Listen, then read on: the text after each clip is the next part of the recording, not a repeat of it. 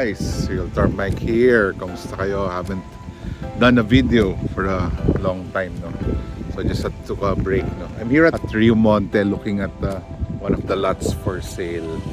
I just wanted to make a market update yung prices here in New Valley, no?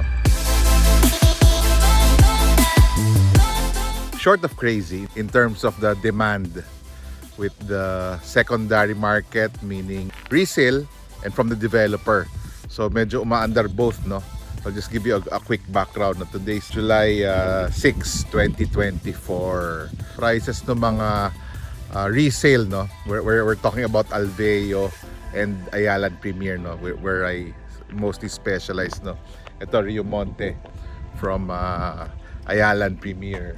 Secondary market, no, meaning properties that have been bought from the developer and then the owner is reselling it to the market for many reasons. Either nag-change yung plans o talaga investment siya, kumita na siya, no. So it encompasses 9 or 10 Ayalan Premier properties, no, communities, Abrio, Santiera, Montecito, Elaro, Rio Monte, Soliento, Luzcara, Cerrillo, Andacillo. Yan, if I missed anything, let me know, no?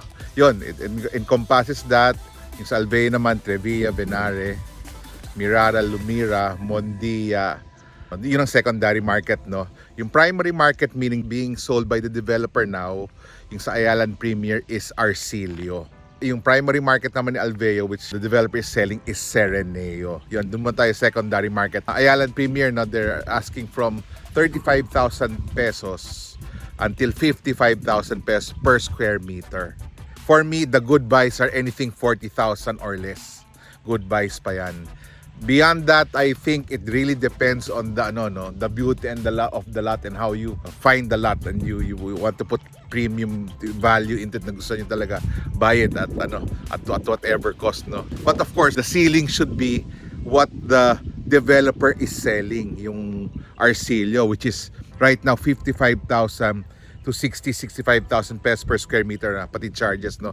Ano yan, it depends on the kinds of lot, corner lot, regular lot, so roughly 55 to 65, and they offer generous payment terms. So I think that should be the ceiling. Pag tumama na doon, ang secondary market should sell from 10, 20 to 30% discount, or less than the price from the developer, kasi cash siya normally.